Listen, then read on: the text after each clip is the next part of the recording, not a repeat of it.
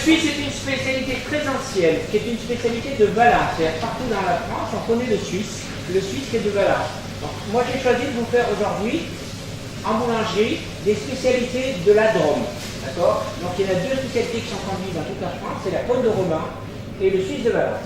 Alors le suisse de Valence, tout petit peu d'histoire, ça vient qu'il y a très très longtemps, il y a 250 ans, il y a un pape qui en descendant à Avignon, était son château, le château des papes à Avignon, et bien il est mort à Valence. Et en hommage à ce pape-là, d'accord, qui avait des gardes suisses, je ne sais pas si vous savez, les papes ont des gardes qui les accompagnent, qui ont un drôle de costume, c'est ce qu'on appelle des gardes suisses. Et bien les gens, en hommage au pape qui est mort à Valence, qui devait s'appeler Pie XI, si mes souvenirs sont bons, ont fait ce petit sablé, d'accord, qui se fait toujours et qui est très bien vendu, d'accord. Alors dans ce sablé, il y a quoi? Il y a de la farine, des œufs, du sel, du sucre, de la poudre de menthe, du beurre en pommade, des oranges confites, du rhum et d'autres fleurs d'oranger. Pour faire les suisses, je vous ai dit, il faut de la farine. Elle est pesée, il y a 1 kg. 1 kg de farine permettra de faire 2 gros suisses. Du sel, alors regardez là, vous avez du sel et du sucre, je les ai mis ensemble. D'un côté, il y a de la farine, dans l'autre, il y a du sel, du sucre, du beurre et des oranges confites.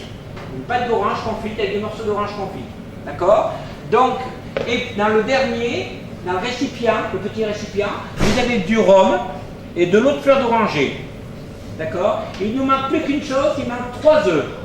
Donc, qu'est-ce que vous allez faire? Vous allez venir chercher 3 œufs que vous allez casser dans votre. Vous venez avec votre litre et vous cassez 3 œufs chacun.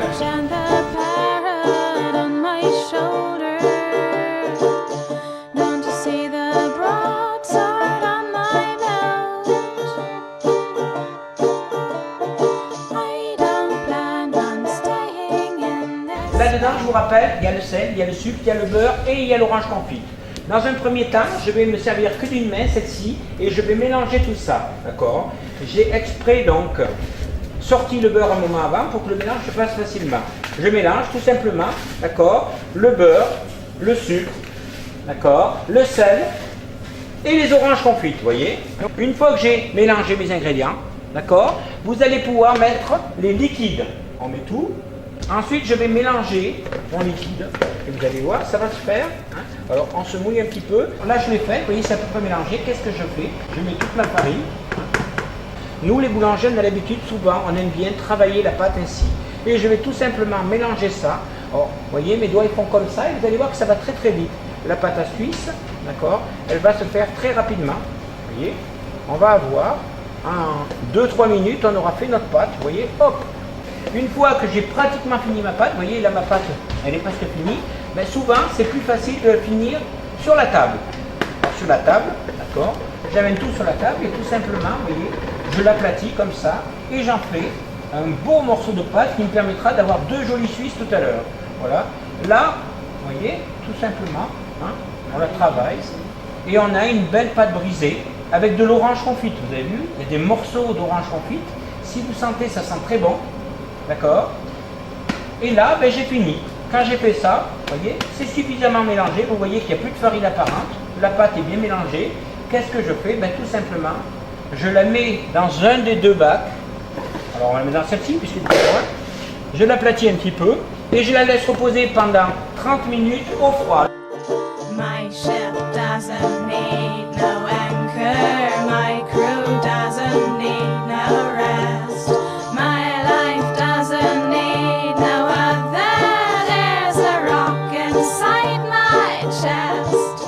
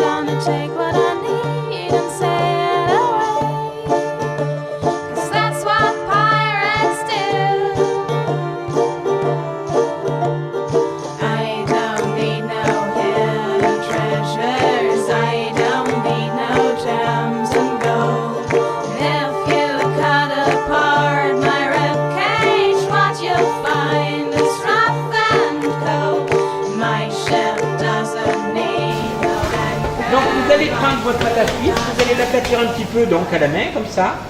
Hein. Je vais couper ma pâte en 2 morceaux. On met un peu de farine dessus, on met un peu de farine dessous. Et ensuite, on va aplatir, vous avez tous un rouleau.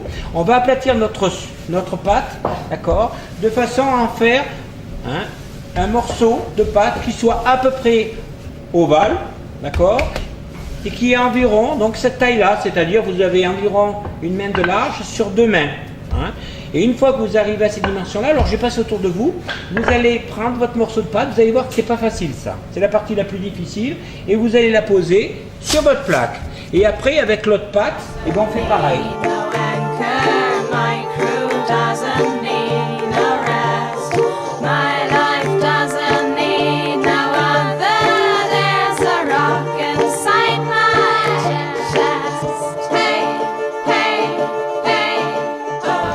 Dans ces 2 morceaux de pâte, on va devoir découper la silhouette d'un personnage, puisque ce sont donc des Suisses, ce sont des hommes qu'on va faire. Je lui fais une tête, d'accord, je l'amène comme ça, et je vais lui faire 2 bras, hop, en voilà un.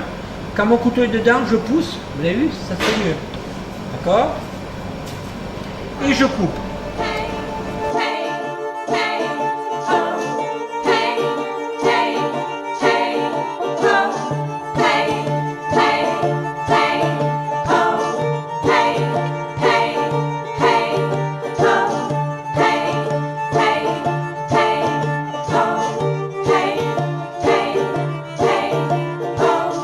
Et je vais étaler la pâte qui me reste, c'est-à-dire que ma pâte, comme tout à l'heure on l'avait travaillée, je vais la retravailler comme ça pour en faire qu'un morceau.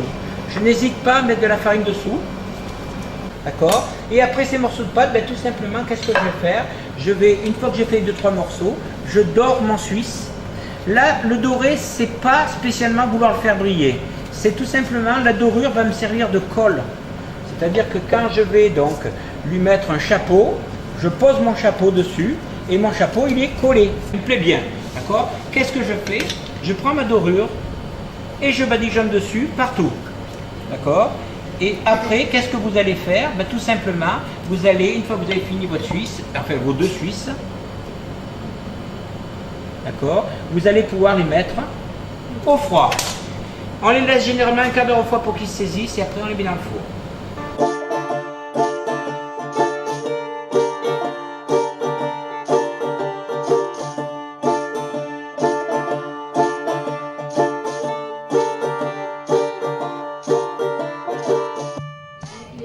Et je l'ai pétri hier soir, parce que généralement on la pétrit de 6 à 12 heures avant. C'est une pâte qui a besoin de rester longtemps au froid.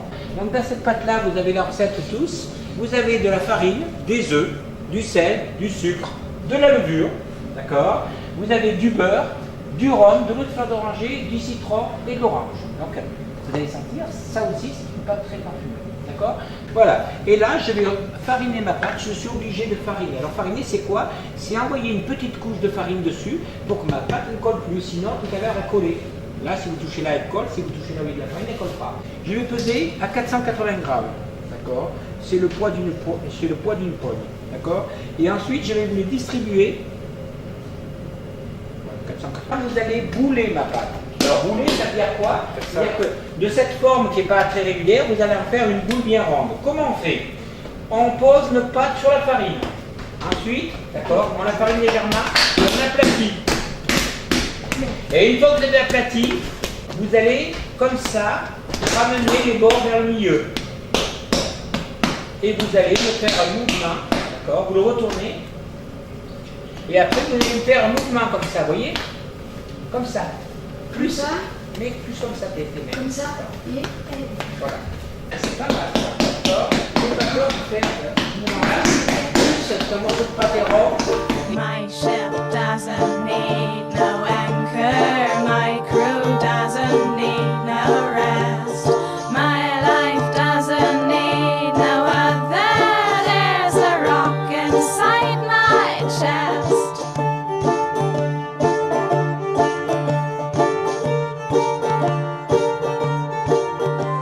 Alors, on prend sa pogne, je pose ma pâte, d'accord? Je pose ma pâte sur la farine et ensuite je vais mettre bien au milieu un petit tas de farine. Et après, avec 3 ou 4 doigts, je vais creuser au milieu. C'est-à-dire, je vais faire un trou au milieu avec 2, 3 ou 4 doigts, de façon pour rappeler que la pogne est creusée par le milieu. Puis ensuite, je vais la prendre, la pogne, et je vais comme ça la faire tourner. Vous voyez, je vous ai dit que c'est difficile. Alors, je fais tourner tout en serrant légèrement. Alors, je vous aiderai, parce que c'est un coup de main assez particulier. Vous voyez, je la serre, elle grossit et je la fais tourner.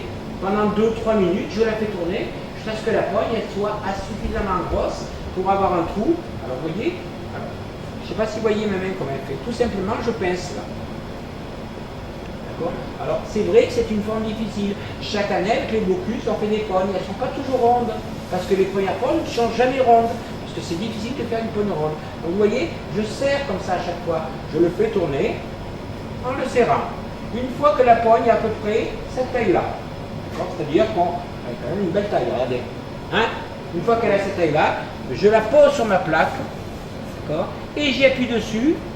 Hein. Il faut un trou qui est suffisamment gros quand même pour que la pogne, elle va prendre 3 fois son volume. Je ne sais pas si vous imaginez, 3 fois plus grosse que ça. Et il faut toujours que le trou reste visible, comme ça. D'accord. Et après, on va travailler un petit peu, alors je vous montrerai, pour l'améliorer, pour la lisser. D'accord. Et on y appuie dessus. Et là, c'est fini. D'accord. Après ça...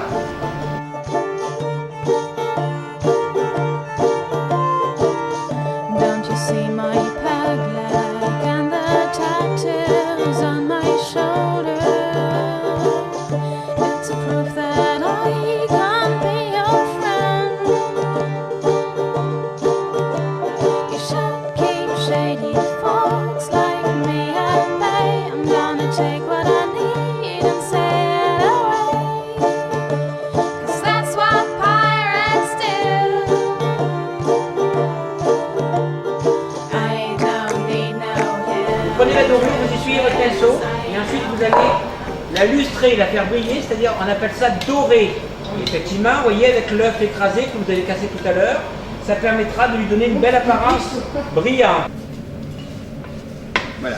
Tu redors bien partout, Julien. Hein, bien partout. Voilà, là, et même sur l'extérieur.